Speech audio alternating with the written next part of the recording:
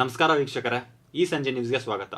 ನಾಡಪ್ರಭು ಕೆಂಪೇಗೌಡರ ಜಯಂತ್ಯುತ್ಸವದಲ್ಲಿ ವಿಶ್ವ ಒಕ್ಕಲಿಗರ ಮಹಾಸಂಸ್ಥಾನ ಮಠದ ಶ್ರೀ ಚಂದ್ರಶೇಖರ ಸ್ವಾಮೀಜಿ ಅವರು ನೀಡಿದ ಹೇಳಿಕೆ ರಾಜಕೀಯವಾಗಿ ಅಲ್ಲೋಲ ಕಲ್ಲೋಲವನ್ನೇ ಸೃಷ್ಟಿಸಿದೆ. ಮುಖ್ಯಮಂತ್ರಿ ಸಿದ್ದರಾಮಯ್ಯ ಹಾಗೂ ಉಪಮುಖ್ಯಮಂತ್ರಿ ಡಿ ಕೆ ಶಿವಕುಮಾರ್ ಅವರು ವೇದಿಕೆಯಲ್ಲಿದ್ದಾಗಲೇ ಶ್ರೀಗಳಾಡಿದ ಮಾತು ಭಾರೀ ಚರ್ಚೆಗೆ ಗ್ರಾಸವಾಗಿದೆ. ಕಾರ್ಯಕ್ರಮದಲ್ಲಿ ತಮ್ಮ ಸರದಿ ಬಂದಾಗ ಮಾತನಾಡಿದ ಚಂದ್ರಶೇಖರ್ ಸ್ವಾಮೀಜಿ ಅವರು, ಎಲ್ಲರೂ ಮುಖ್ಯಮಂತ್ರಿಗಳಾಗಿ ಅಧಿಕಾರ ಅನುಭವಿಸಿದ್ದಾರೆ, ನಮ್ಮ ಡಿ ಕೆ ಶಿವಕುಮಾರ್ ಅವರು ಆಗಿಲ್ಲ. ಸಿದ್ದರಾಮಯ್ಯ ಅವರು ಈಗಾಗಲೇ ಮುಖ್ಯಮಂತ್ರಿಗಳಾಗಿ ಸಾಕಷ್ಟು ಅನುಭವ ಪಡೆದಿದ್ದಾರೆ.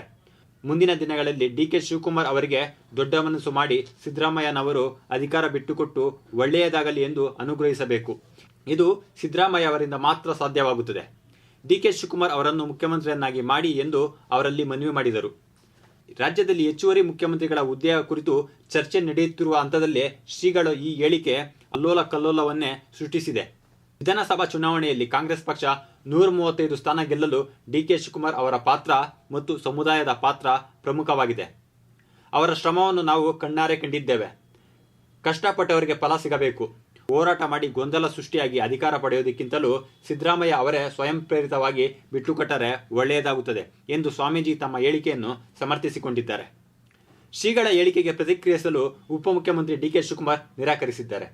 ಕಾರ್ಯಕ್ರಮದ ಬಳಿಕ ಸುದ್ದಿಗಾರರ ಜೊತೆ ಮಾತನಾಡಿದ ಮುಖ್ಯಮಂತ್ರಿ ಸಿದ್ದರಾಮಯ್ಯನವರು, ಕಾಂಗ್ರೆಸ್ ಹೈಕಮಾಂಡ್ನ ಪಕ್ಷ. ಅಧಿಕಾರ ಬದಲಾವಣೆ ಸೇರಿದಂತೆ ಯಾವುದೇ ಚರ್ಚೆಗಳಾದರೂ ಅದಕ್ಕೆ ಹೈಕಮಾಂಡ್ ನಿರ್ಧಾರ ತೆಗೆದುಕೊಳ್ಳಬೇಕು. ವರಿಷ್ಠರು ತೆಗೆದುಕೊಳ್ಳುವ ನಿರ್ಧಾರವನ್ನು ನಾವು ಪಾಲಿಸುತ್ತೇವೆ ಎಂದಿದ್ದಾರೆ. ಶ್ರೀಗಳ ಹೇಳಿಕೆ ರಾಜ್ಯದಲ್ಲಿ ನಾಯಕತ್ವ ಬದಲಾವಣೆಯ ಚರ್ಚೆಗೆ ನಾಂದಿಯಾಗಿದೆ.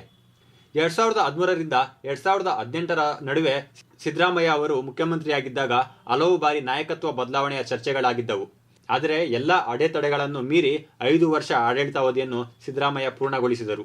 ವಿಧಾನಸಭೆ ಚುನಾವಣಾ ಫಲಿತಾಂಶದ ಬಳಿಕ ಮುಖ್ಯಮಂತ್ರಿ ಹುದ್ದೆ ಪೈಪೋಟಿ ಎದುರಾದಾಗ 5 ದಿನಗಳ ಕಾಲ ಸಂಧಾನ ನಡೆಸಿದ ಹೈಕಮಾಂಡ್ ಸಿದ್ದರಾಮಯ್ಯ ಅವರನ್ನು ಮುಖ್ಯಮಂತ್ರಿ ಎಂದು ಘೋಷಣೆ ಮಾಡಿತ್ತು. ಏಕೈಕ ಉಪಮುಖ್ಯಮಂತ್ರಿ ಹುದ್ದೆ ಸೃಷ್ಟಿಸಿ ಅದಕ್ಕೆ ಡಿ ಕೆ ಶಿವಕುಮಾರ್ ಅವರನ್ನು ನಿಯೋಜಿಸಿತ್ತು. ಹೆಚ್ಚುವರಿಯಾಗಿ ಲೋಕಸಭೆ ಚುನಾವಣೆಯವರೆಗೂ ಕೆಪಿಸಿಸಿ ಅಧ್ಯಕ್ಷ ಸ್ಥಾನದಲ್ಲೂ ಡಿ ಕೆ ಶಿವಕುಮಾರ್ ಮುಂದುವರಿಯಲಿದ್ದಾರೆ ಎಂದು ನಿರ್ಣಯ ಪ್ರಕಟಿಸಿತ್ತು. ಈಗ ಲೋಕಸಭೆ ಚುನಾವಣೆ ಮುಗಿದ ಬೆನ್ನಲ್ಲೇ ಸಿದ್ದರಾಮಯ್ಯ ಅವರ ಬೆಂಬಲಿಗರು ಜಾತಿವಾರು ಉಪಮುಖ್ಯಮಂತ್ರಿ ಹುದ್ದೆಗಳ ಸೃಷ್ಟಿಗೆ ಪಟ್ಟು ಹಿಡಿದಿದ್ದಾರೆ. ಅದಕ್ಕೆ ಟಾಂಗ್ ನೀಡಿರುವ ಡಿ ಕೆ ಶಿವಕುಮಾರ್ ಮಾಧ್ಯಮಗಳಲ್ಲಿ ಹೇಳಿಕೆ ನೀಡುವ ಬದಲು ದೆಹಲಿಗೆ ಹೋಗಿ ಹೈಕಮಾಂಡ್ನಿಂದ ಡಿಸಿಎಂ ಮಾಡಿಸಿಕೊಂಡು ಬನ್ನಿ ಎಂದು ತಿರುಗೇಟು ನೀಡಿದ್ದಾರೆ. ಚಂದ್ರಶೇಖರ್ ಸ್ವಾಮೀಜಿ ಅವರ ಹೇಳಿಕೆ ಮುಂದಿನ ದಿನಗಳಲ್ಲಿ ಪರ ವಿರೋಧ ಚರ್ಚೆಗಳಿಗೆ ಕಾರಣವಾಗಲಿದೆ. ಈವರೆಗೂ ಜೋಡೆತ್ತುಗಳಂತೆ ಸುಗಮ ಆಡಳಿತ ನಡೆಸುತ್ತಿದ್ದ ಸಿದ್ದರಾಮಯ್ಯ ಮತ್ತು ಡಿ ಕೆ ಶಿವಕುಮಾರ್ ನಡುವೆ ಮಸಲತ್ತುಗಳು ಆರಂಭವಾಗಬಹುದೇ ಎಂಬ ಅನುಮಾನಗಳು ತಲೆ ಎತ್ತಿವೆ. ಅಚ್ಚರಿ ಎಂದರೆ ಸ್ವಾಮೀಜಿ ಹೇಳಿಕೆ ಬಳಿಕ ಪೂರ್ವ ನಿರ್ಧರಿತ ಕಾರ್ಯಕ್ರಮದಂತೆ ಸಿದ್ದರಾಮಯ್ಯ ಹಾಗೂ ಡಿ ಕೆ ಶಿವಕುಮಾರ್ ಒಂದೇ ವಿಮಾನದಲ್ಲಿ ದೆಹಲಿಗೆ ಪ್ರಯಾಣ ಬೆಳೆಸಿದ್ದಾರೆ. ವಿಧಾನಸಭೆ ಚುನಾವಣೆ ಫಲಿತಾಂಶ ಬಂದಾಗ ದೆಹಲಿಯ ಸಂಧಾನ ಸಭೆಗೆ ತೆರಳುವ ಮುನ್ನ ಡಿ ಕೆ ಶಿವಕುಮಾರ್ ಅವರು, ನಾನು ಕೆಲಸ ಮಾಡಿದ್ದೇನೆ, ಕೂಲಿ ಕೇಳುತ್ತಿದ್ದೇನೆ, ಹೈಕಮಾಂಡ್ ನನ್ನನ್ನು ಪರಿಗಣಿಸಲಿದೆ ಎಂಬ ವಿಶ್ವಾಸ ವ್ಯಕ್ತಪಡಿಸಿದ್ದರು. ವರಿಷ್ಠರು ತಮ್ಮ ನಿರ್ಧಾರ ಪ್ರಕಟಿಸಿದ ಬಳಿಕ ಡಿ ಕೆ ಶಿವಕುಮಾರ್ ಅವರು ತಣ್ಣಗಾದರು. ಸಿದ್ದರಾಮಯ್ಯ ಅವರ ಜೊತೆ ಕೈಜೋಡಿಸಿ ಆಡಳಿತಕ್ಕೆ ಬೆನ್ನೆಲುಬಾಗಿದ್ದಾರೆ. ಕ್ಷೇತ್ರದಲ್ಲಿ ಮತ್ತು ಸಮುದಾಯದ ಕಾರ್ಯಕ್ರಮದಲ್ಲಿ ನಿಮ್ಮ ಅಭಿಲಾಷೆ ಈಡೇರಲಿದೆ. ನೀವು ಮತ ಹಾಕಿದ್ದು ವ್ಯರ್ಥವಾಗುವುದಿಲ್ಲ ಎಂದು ಹೇಳುವ ಮೂಲಕ ಪರೋಕ್ಷವಾಗಿ ಮುಖ್ಯಮಂತ್ರಿಯಾಗುವ ಇಂಗಿತ ವ್ಯಕ್ತಪಡಿಸುವುದನ್ನು ಬಿಟ್ಟರೆ ಬಹಿರಂಗವಾಗಿ ರೋಷಾಗ್ನಿ ಪ್ರದರ್ಶಿಸಲಿಲ್ಲ.